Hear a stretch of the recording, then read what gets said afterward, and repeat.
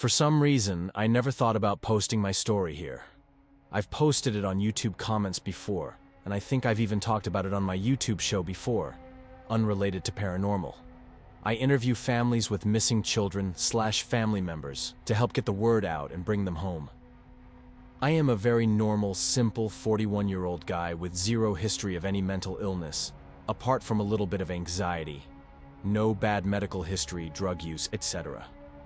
Drank in my teens and 20s when I would go out to bars and stuff, but never had any bad habits or anything like that. Anyway, it started when I was 5 or 6, which would have been 1988 to 1989. I would see what I called the bloody man walking up and down the stairs in my house. I can't remember his face. Not sure if it's because I never looked at it or he didn't have one.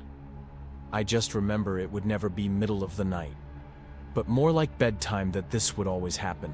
He had a bandage on his head that was bloody and a hospital gown. I remember having a feeling that I knew this wasn't right, but I wasn't scared. Not sure if the lack of fear was due to being told not to be scared somehow, or if I was so young I just didn't know to be scared.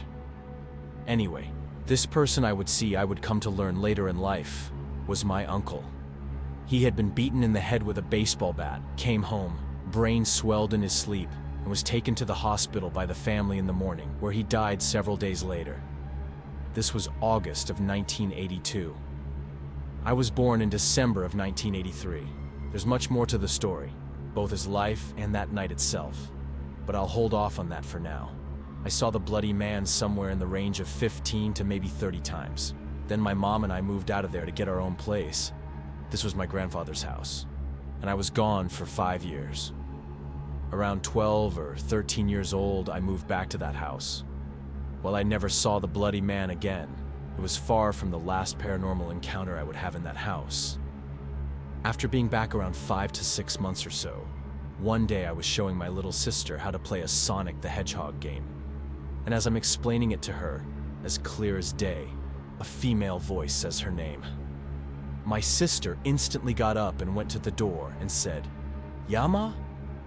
And I was frozen solid in fear. This was for 2 reasons. The first was, I knew for a fact that that wasn't my mom's voice that said my sister's name. It was my grandmother's, who had been dead for 10 years. The second thing I knew that my little sister didn't seem to realize was the voice had not come from downstairs. It came from right at our feet by the foot of the bed. I just sat there frozen in fear while my sister yelled for my mom, who of course said she had been washing dishes and never called her. My sister then sulked while walking back to the bed. "What's the matter?" I asked her. She said, "I hate those stupid stairs. The bloody man is scary." So I started asking her who had told her about the bloody man. Was it any of my friends, etc., etc.? She was in shock that I knew who the bloody man was and was crying for me to believe her that she really sees him, and none of my friends had spilled the secret to her. She was about 5 at this time, same age I used to see him. The next part of this story involves all my friends. Every sleepover, after hearing my grandmother's voice, my bedroom door started shaking. Thinking it might be my stepfather, we would open it as it was shaking, and no one would be standing there. Upon realizing this, the shaking would terrify us, so every sleepover for about a year the door would shake, and these horrible claw-like scratching sounds would go down the door. My friends and I would fight to hide in the corner on the bed while it would happen. So, if you're keeping count, that's me and my sister, who both saw the bloody man and heard the female voice, and 3 of my friends who witnessed the shaking and clawing at the door. 5 people.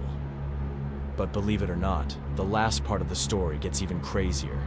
We sold the house and moved a couple cities over about a year later. One thing I forgot to mention is, the reason I moved back at December 13th is my grandfather had a bunch of mini strokes and was in a wheelchair, so my mom moved back in to take care of him. Well, after we moved away, I told my mom it surprised me that she sold her childhood house, and she talked about all the bad memories she had there that had replaced the good.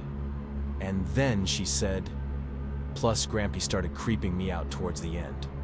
It turns out he had started telling her, "Your brother's still here." Every night, up and down those goddamn stairs. Up and down, up and down. He saw the bloody man too. His son. But that's not the craziest part. About 7 to 8 years after selling the house, the guy that bought it saw